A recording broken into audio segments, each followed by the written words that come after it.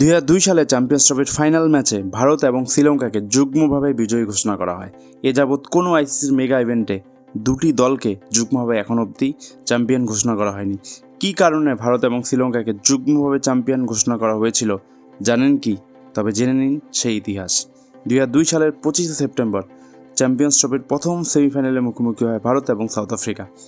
প্রথমে টসে জিতে ভারত 262 রান করে, জবে রান চেজে নেমে দুর্দান্ত শুরু করে সাউথ আফ্রিকা, কিন্তু শেষ পর্যন্ত ভারত 10 রানে জিতে ফাইনালে জায়গা করে নেয়।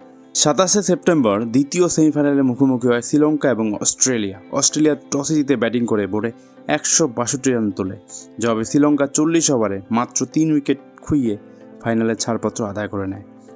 29 সেপ্টেম্বর কলম্বোর আর প্রেমাদাসা স্টেডিয়ামে ফাইনালে মুখোমুখি হয় ভারত এবং শ্রীলঙ্কা প্রথমে ব্যাট করে 244 রান বোর্ডে তোলে এবং ভারত রান চেসে 2 ওভারে 14 রান বোর্ডে তোলে, কিন্তু 2 ওভারের পরে বৃষ্টির জন্য ম্যাচটি পণ্ড হয়ে যায়।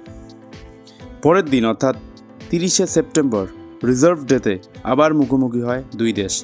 দ্বিতীয় দিনও শ্রীলঙ্কা প্রথমে ব্যাট করে 222 রান করে, জবে ভারত 8.4 ওভারে 1 উইকেট খুইয়ে 38 রান বোর্ডে তোলে, কিন্তু বৃষ্টি এসে ম্যাচটি প্রথম দিনের মতোই আবার পণ্ড হয়ে যায়। তাই আইসিসি বাধ্য হয়ে ভারত এবং শ্রীলঙ্কাকে যুগ্মভাবে চ্যাম্পিয়ন ঘোষণা করে।